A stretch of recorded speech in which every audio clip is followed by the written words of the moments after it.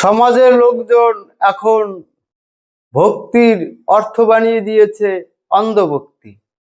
পূজা পাঠ, কর্মকাণ্ড, নিয়ম রীতি, পরম্পরা, কুপ্রথা, কুসংস্কার এসবকে ভক্তি বানিয়ে দিয়েছে। বাস্তবতা হলো যে পূজা পাঠ, কর্মকাণ্ড, নিয়ম রীতি, পরম্পরা, কুপ্রথা, কুসংস্কার এসব ভক্তি না, এসব হলো অন্ধভক্তি। ভক্তি হলো ভক্তিময় হয়ে হারিয়ে যাওয়া। কোনো কিছুর মাঝে হারিয়ে যাওয়াকে ভক্তি বলে। ভগবানের দর্শনে, ভগবানের কাছে যাওয়ার যে আকুলতা, চিন্ময় আনন্দ, তার মাঝে হারিয়ে যাওয়াকে ভক্তি বলা হয়। ভক্তির অর্থ হলো ভগবানের প্রতি শ্রদ্ধা, সম্মান, প্রেম।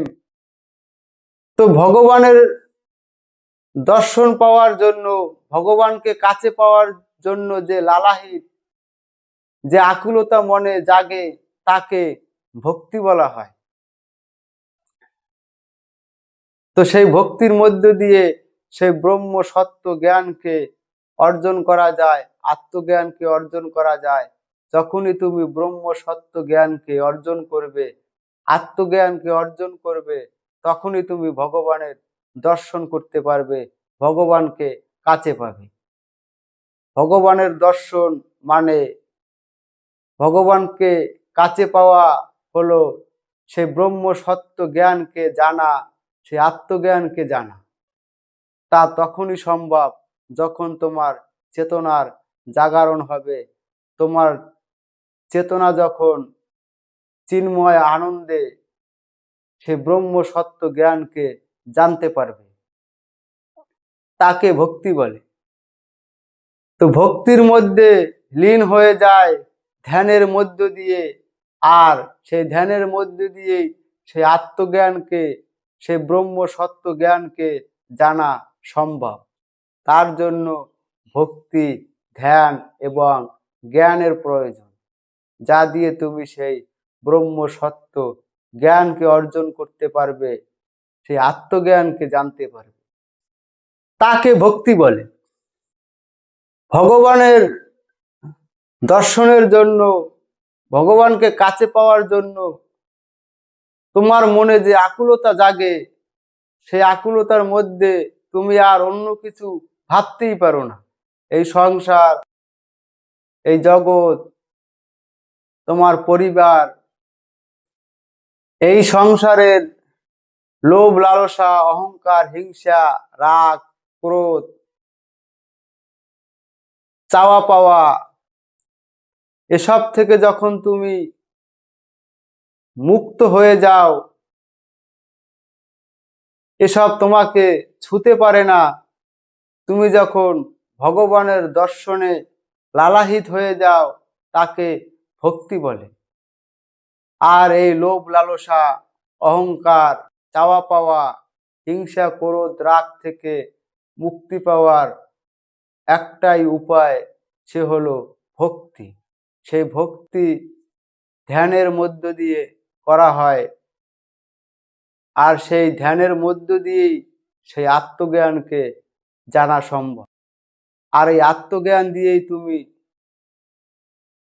এই লোভ, লালসা, অহংকার, হিংসা, চাওয়া পাওয়া এসব থেকে মুক্তি পাবে, দুঃখ থেকে মুক্তি পাবে, মনে শান্তি পাবে।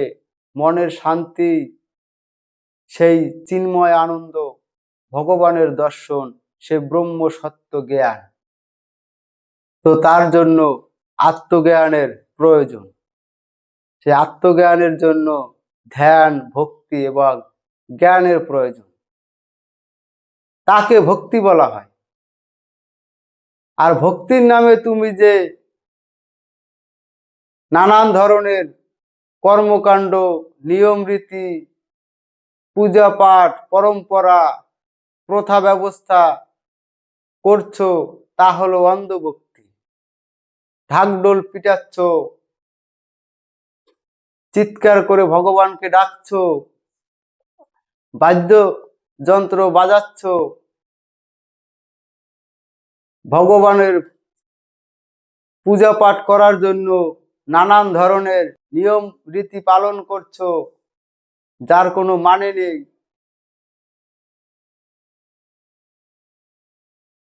উপোস থাকছো,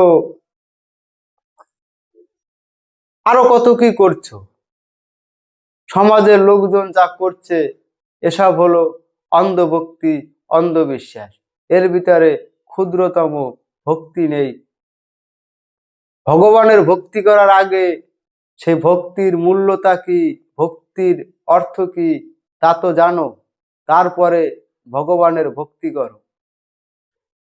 ভক্তির অর্থ না জেনে যদি তুমি ভগবানের ভক্তি করো, তা অন্ধভক্তি, অন্ধবিশ্বাসী হবে। আর এই অন্ধবিশ্বাস, অন্ধভক্তির কোনো মূল্যতা নেই।